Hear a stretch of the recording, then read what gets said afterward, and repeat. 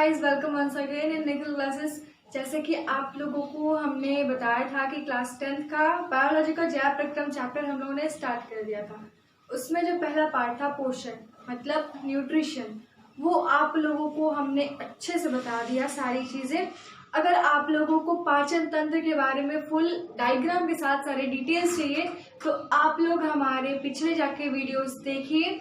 उसमें आप लोगों को पाचन तंत्र का विद डायग्राम अच्छे से एक एक पार्ट बताया हुआ है, कौन सी एंजाइम कहाँ पर क्या काम करती है, कैसे कैसे। तो आप लोग जाइए हमारे पिछले वीडियोस पर जाकर उसको देखिए अच्छे से, आप लोग को एक एक चीज समझ में आ जाएगा। तो हम लोग का पोषण खत्म हो गया। नेक्स्ट हम लोग का टॉपिक जो है वो है श्वसन।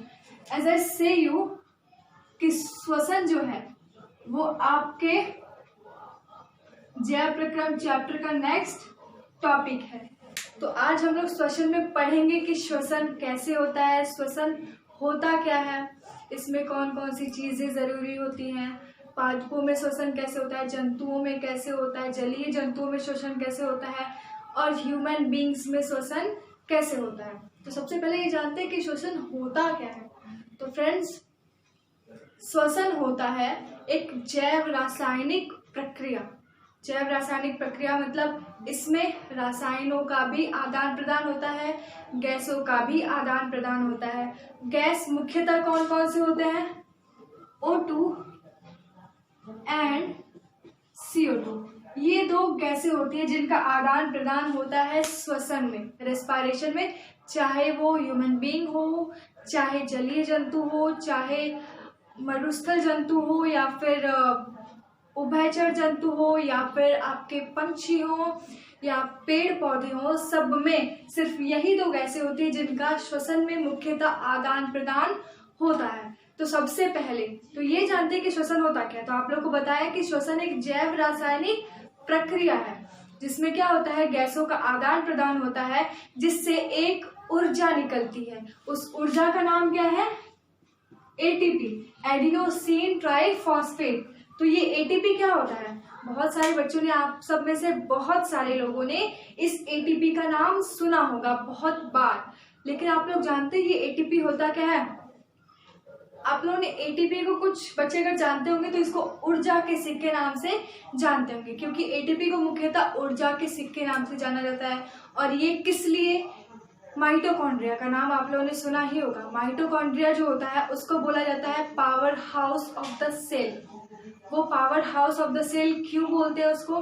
क्योंकि ह्यूमन बींग्स हो, या फिर पेड़ पौधे हो, या फिर आपके जंतु हो, कोई भी हो, सब में mitochondria power house of the cell कहा जाता है, क्योंकि माइटोकॉन्ड्रिया के अंदर ही सारे जीव के जितने भी एनर्जी होते हैं, जितना भी पावर होता है, सब माइटोकॉन्ड्रिया के ही अंदर होता है। और माइटोकॉन्ड्रिया के अंदर ही ATP होता है, जिसको ऊर्जा के सिक्के इसलिए बोले जाते हैं बिकॉज इसकी संरचना कुछ ऐसी होती है। ये जो आपका ATP है इसकी संरचना कुछ ऐसी होती है, इसीलिए इसको ऊर्जा के सिक्के बोला जाता है, क्योंकि इस ATP के अंदर ही ऊर्जा संचित रहती है। माइटोकॉन्ड्रिया के अंदर ATP और ATP के अंदर आपका ऊर्जा संचित रहती है। ठीक है, तो अब ये जानते हैं हम लोग कि आपके श्वसन में सबसे मुख्य जरूरी रूप चीज क्या होता है। तो श्वसन के लिए उसमें होता क्या है? श्वसन वह प्रक्रिया, वह जैव रासायनिक प्रक्रिया है जिसमें कार्बनिक यौगिक, मुख्यतः कार्बनिक यौगिक और ऑक्सीजन, ये दोनों मिलकर कार्बन डाइऑक्साइड बनाते हैं जो कि रिलीज होता है। जैसे कार्बनिक यौगिक, अच्छा आप लोग कार्बनिक और अकार्बनिक यौगिक समझते हैं क्या होता है? कार्बनिक यौगिक मतलब ऑर्गेनिक कंपाउंड्स। कार्बनिक यौगिक वो होते हैं जिनको 2 या 3 या 4 या फिर उससे भी अधिक तत्वों से मिलकर बनाया गया एक एलिमेंट, उसे बोलते हैं, एक तत्व, उसे बोलते हैं कार्बनिक यौगिक। और अकार्बनिक यौगिक वो होता है जिसको बनाया नहीं जा सकता है, जो कि आपके वायुमंडल में, आपके वातावरण में पहले से ही उपस्थित है, जैसे हाइड्रोजन, क्लोरीन, ब्रोमीन, पोटेशियम, ये सारी चीजें आपके वातावरण में पहले से ही उपस्थित है। और अकार्बनिक यौगिक जैसे ethyl alcohol, acetic acid, glucose, ये सारी चीजें आपके हैं कार्बनिक यौगिक। तो श्वसन में मुख्यतः कार्बनिक यौगिक के रूप में ग्लूकोज का इस्तेमाल होता है। तो ग्लूकोज का इस्तेमाल होता है, तो जैसे कि आप लोग को बताया कि कार्बनिक यौगिक ऑक्सीजन के साथ मिलकर इसका ऑक्सीकरण होता है। ऑक्सीजन के साथ मिलकर 6 ऑक्सीजन का मॉलिक्यूल रहता है। ये ऑक्सीजन के साथ मिला, इसने रिएक्शन किया, तो हमें प्रोडक्ट में क्या मिलता है, ये तो खैर हो गया आपका रिएक्टेंट। तो प्रोडक्ट में हमें मिलता है 6CO2 plus 6H2O plus gas करिए क्या मिलता है, ATP। और वो भी कितने मॉलिक्यूल, 38 मॉलिक्यूल ऑफ ATP ऊर्जा हमें मिलती है। मतलब एक बार के श्वसन चक्र में आपके 38 ATP ऊर्जा मॉलिक्यूल रिलीज होती है। सोचिए, इसी से आपको एनर्जी मिलती है। इसी से अगर आप 2 दिन 3 दिन तक खाना ना खाएं फिर भी आपके बॉडी को एनर्जी मिलती रहती है। वो किस लिए, क्योंकि आपके बॉडी में ATP जो है वो ऊर्जा के रूप में संचित ऑलरेडी रहता है, जो कि आपको धीरे धीरे धीरे धीरे ऊर्जा प्रदान करता रहता है। ठीक है, ये हो गया आपका। अब पढ़ते हैं पादपों में श्वसन। तो जस्ट फ्रेंड्स, अभी देखेंगे कि पादपों में श्वसन अब होता कैसे है। एक्चुअली चाहे ह्यूमन बींग्स में हो चाहे पादपों में हो, जैसा कि आप लोग को बताया कि CO2 सब में रिलीज होता है और ऑक्सीजन और CO2 का सब में योगदान रहता है। तो पादपों में श्वसन देखते हैं। पादपों में श्वसन, तो पादपों में श्वसन होता कैसे है। तो देखिए, हम सब जानते हैं कि पादपों में होता क्या है। हम लोग क्या करते हैं, ऑक्सीजन ग्रहण करते हैं और कार्बन डाइऑक्साइड बाहर निकालते हैं। और ये हर किसी को पता है कि पादप क्या करते हैं, वो कार्बन डाइऑक्साइड अंदर लेते हैं, मतलब अंतर श्वसन उनका जो होता है वो कार्बन डाइऑक्साइड का होता है, और वही श्वसन जो होता है निःश्वसन वो होता है ऑक्सीजन का। वो इसलिए क्योंकि अभी आप लोगों को पिछले वीडियो में बताया था कि कार्बन डाइऑक्साइड जब बाहर निकालते हैं, वो कब निकालते पौधे, कार्बन डाइऑक्साइड पौधे बाहर तब निकालते हैं जब रात्रि का समय होता है। और देखिए, आप लोगों को पिछले वीडियो से इस वीडियो को लिंक करते हुए चल रहा है, क्योंकि जो चीजें अभी आप लोग को बताने जा रहे हैं वो चीजें आप लोग को पिछले क्लास में बता चुके हैं।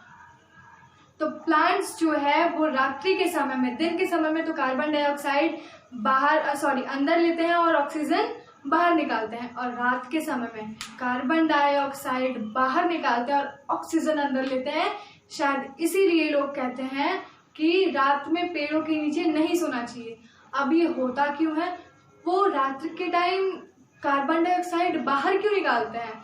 तो प्लांट्स रात्रि के टाइम कार्बन डाइऑक्साइड बाहर इसलिए निकालते हैं क्योंकि जो उनमें प्रकाश संश्लेषण का चक्र होता है, जिनके द्वारा उनका श्वसन होता है, जिनके द्वारा उनके भोजन बनते हैं, वो प्रकाश संश्लेषण सूर्य के प्रकाश की अनुपस्थिति की वजह से रात में नहीं हो पाता है, जिसकी वजह से कि रात में उन्हें भी ऑक्सीजन की आवश्यकता पड़ती है और वो कार्बन डाइऑक्साइड रिलीज करते हैं। बस यही कारण है आपका कि प्लांट्स में यही रेस्पिरेशन का चक्र है, प्लांट्स में भी यही है। प्लांट्स एट डे, दिन में CO2 अंदर लेते हैं और ऑक्सीजन बाहर निकालते हैं। एट नाइट में CO2 बाहर निकालते हैं और ऑक्सीजन अंदर लेते हैं। Due to lack of absence of sunlight, मतलब सूर्य के प्रकाश की अनुपस्थिति में उनमें फोटोसिंथेसिस का चक्र नहीं हो पाता है, जिसकी वजह से कि उनमें प्रकाश संश्लेषण रात में नहीं होता है और वो कार्बन डाइऑक्साइड रिलीज करते हैं। तो फ्रेंड्स, ये था पादपों में श्वसन।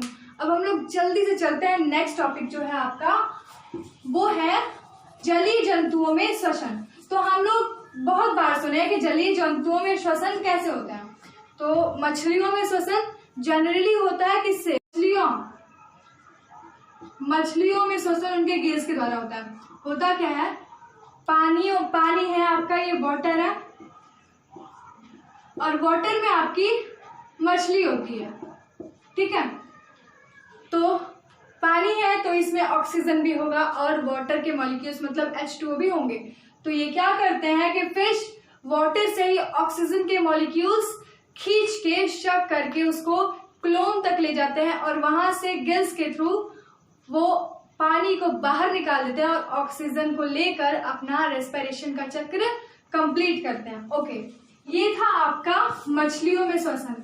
अब फटाफट से चलते हैं नेक्स्ट टॉपिक जो है, और मेन टॉपिक जो है वो है आपका मनुष्यों में श्वसन। मनुष्यों में श्वसन। तो फ्रेंड्स, मनुष्यों में श्वसन कैसे होता है, हम सब इसके बारे में थोड़ा थोड़ा तो जानते ही होंगे। मनुष्यों में जो श्वसन होता है हर कोई जानता है। अगर आप सब छोटे छोटे बच्चे हो, अगर आपसे पूछा जाए कि आप रेस्पिरेशन कैसे करते हो, सांस कैसे लेते हो, बस एक आंसर मिलता है कि हम कार्बन डाइऑक्साइड बाहर निकालते हैं और ऑक्सीजन को ग्रहण करते हैं, फिर उसके बाद तब हमें हमारा श्वसन का प्रक्रिया पूरा चलता रहता है। बट कभी ये आप लोगों ने सोचने की कोशिश करी है कि आप ऑक्सीजन तो लेते हैं तो वो ऑक्सीजन कहाँ जाती है? फिर ठीक है, यहाँ तक कुछ बच्चों को पता होगा कि वो ऑक्सीजन जो है आपके फेफड़ों तक, आपके लंग्स तक जाती है, बट आपके फेफड़ों के बाद फिर वो कहाँ जाती है? वायु कहाँ जाती है?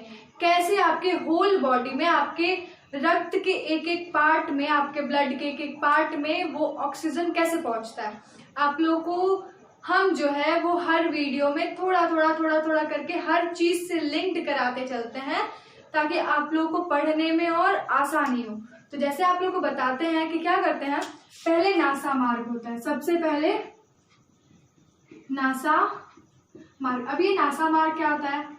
आपके फेस पर जो नाक होता है उभरा हुआ, और इसके जो ये दो होल्स होते हैं, जो दो पार्टिकल्स, इनके अंदर छोटे छोटे रोम होते हैं, जो कि आप जब सांस लेते हैं तो अगर उसमें धूल के कण या फिर मिट्टी या फिर कोई और कचरा रहता है तो वो आपके नाक में ही रह जाता है। फिर उसके बाद ये मतलब स्वच्छ करके वायु को नासा मार्ग के थ्रू, यही आपका नासा मार्ग है, नासा मार्ग के थ्रू आपके बॉडी में भेजता है, फिर वहां से ग्रसनी में पहुंचता है।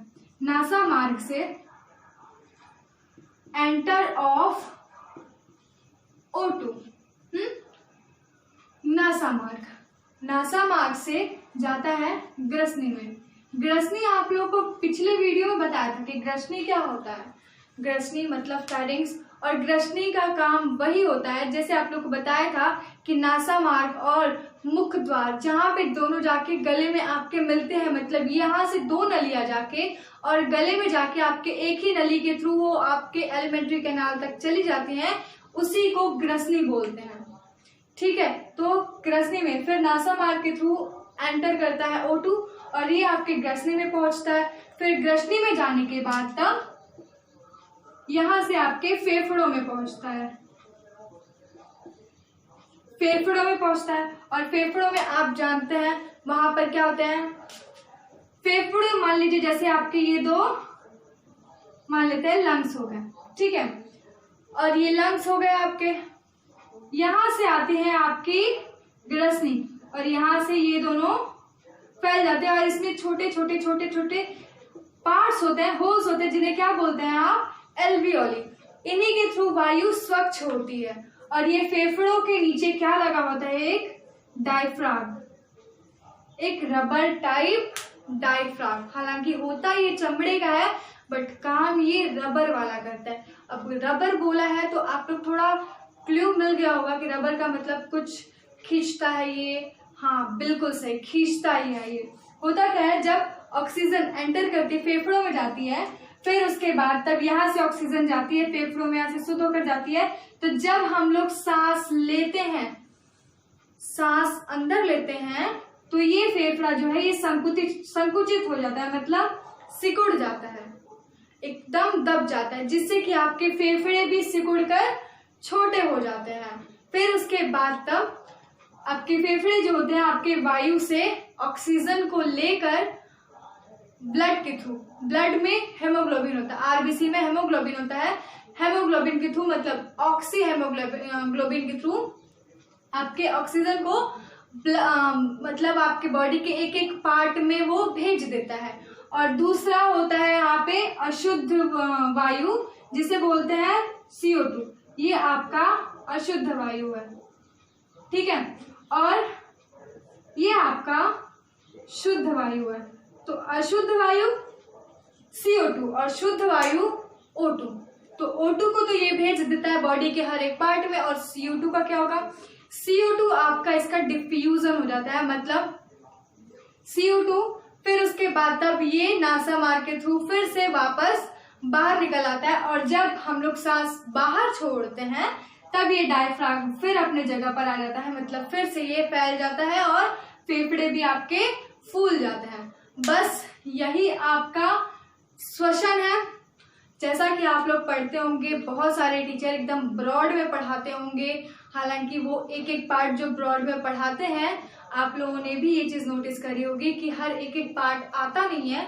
तो हम सिर्फ आपको सारे पार्ट्स का एक निचोड़ देते हैं, एक कंक्लूजन देते हैं, जो कि आप लोगों को ज्यादा टाइम तक देखना भी ना पड़े, ज्यादा टाइम तक दिमाग भी ना लगाना पड़े, और सिर्फ आपको 15 से 20 मिनट में सारी चीजें क्लियर हो जाए। जिन्होंने हमारा पोषण का देखा होगा वीडियो, वो समझ गए होंगे कि हम थोड़े ही टाइम में सारी चीजें बता देते हैं। तो ये श्वसन जो आपका टॉपिक है, ये टॉपिक बहुत सारे टीचर 1 से 1.5 घंटे में पढ़ाते हैं, बट हमने आप लोगों को ये सिर्फ 15 से 20 मिनट में बता दिया। और आप लोगों को ये, हमें उम्मीद करते हैं, हमें पूरी उम्मीद है कि आपको ये वीडियो बिल्कुल पसंद आएगा। तो फ्रेंड्स, जैसे आप लोग श्वसन को अच्छे से देखिए इस वीडियो को, और सब्सक्राइब नहीं किया है तो पसंद आए तो सब्सक्राइब कीजिए, लाइक कीजिए। और हाँ फ्रेंड्स, अपने फ्रेंड्स की भी मदद करिए, क्योंकि इस टाइम लॉकडाउन चल रहा है, तो स्कूल कॉलेजेस तो अभी खुलने वाले नहीं है। तो आप लोग अपना टाइम वेस्ट ना करो, बस आप लोग पढ़ाई करो। और आप लोग को हर एक टॉपिक वाइज आप सबको वीडियोस दे रहे हैं, बस वीडियोस को फॉलो करो, देखो और घर में रहो। Stay home, stay safe guys. जल्दी मिलते हैं अपने नेक्स्ट वीडियो में, तब तक के लिए गुड बाय, सी यू।